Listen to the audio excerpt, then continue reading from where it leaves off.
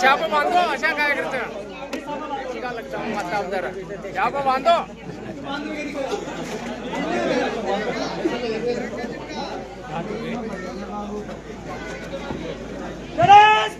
जिंदाबाद जिंदाबाद जिंदाबाद जिंदाबाद जिंदाबाद जिंदाबाद जिंदाबाद।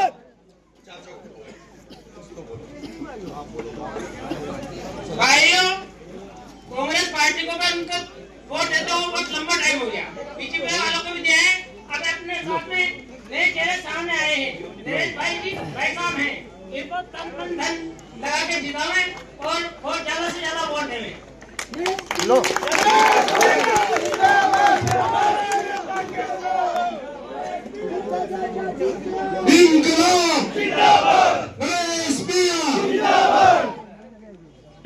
अंता विधानसभा में चहेरिया गांव का अपने आप में एक विशेष महत्व है। चहेरिया गांव की जनता से मेरा आग्रह है, मेरा निवेदन है कि हमको हमेशा केवल और केवल वोट के लिए वस्तु समझा जाता है और जिस तरह के नेता यूज एंड थ्रो की राजनीति करते हैं वो आप सब लोगों को समझने की आवश्यकता है।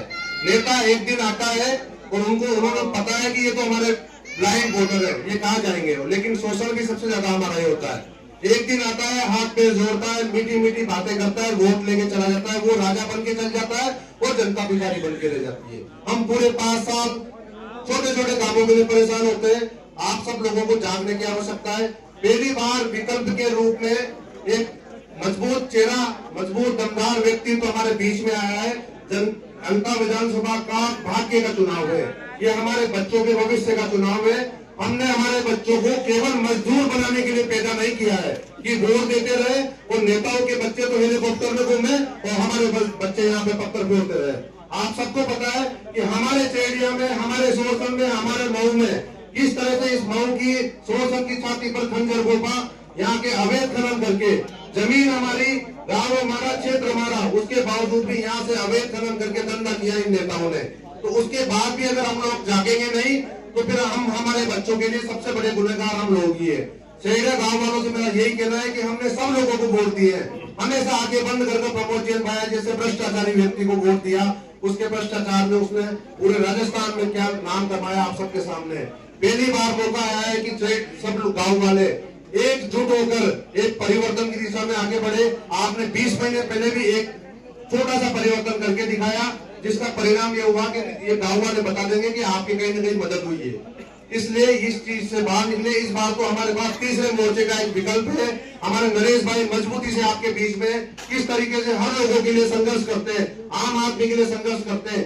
ये किसी भी नेता को देख लो, आप आम आदमी के लिए लड़ते हुए नहीं देखा होगा। ये सब अपने अपने लिए लड़ रहे हैं, अपने परिवार के लिए लड़ रहे हैं। लेकिन पहला व्यक्ति अंता विधानसभा में हमारे बीच में, हमारे जिले में पहले बार नरेश भाई के रूप में हमारे बीच में आए हैं, जो जनता के लिए लड़ रहे हैं। चाहे वो हिंदू हो, मुस्लिम हो, सिख हो, ईसाई हो, सभी धर्मों, सभी समाजों के लोगों के लिए लड़ने वाला व्यक्ति हमारे बीच में, हमारे विश्वास पे आया है।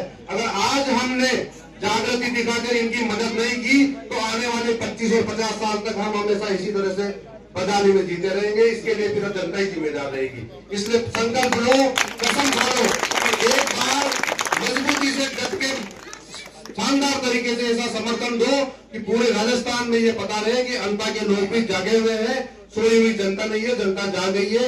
आप सब लोग मजबूती से, समानता से नरेश जी का साथ दें, समर्थन दें। मैं शहरिया गांव में पहले भी आप लोगों ने मदद करी और फिर से आपसे निवेदन करता हूं सभी साथियों से कि इस बार जो मदद पहले करी थी उससे 4 गुना मदद हमको करनी है। 4 गुना का मतलब आप समझ गए कि एक मुश्त, एक तरफा आप यहाँ से वोटिंग करोगे नरेश जी के पक्ष में, आपके लिए मजबूती से सब लोग खड़े हैं और पूरी निष्ठा और ईमानदारी से आपकी सेवा करेंगे। यही मेरा निवेदन है, यही मेरी प्रार्थना है।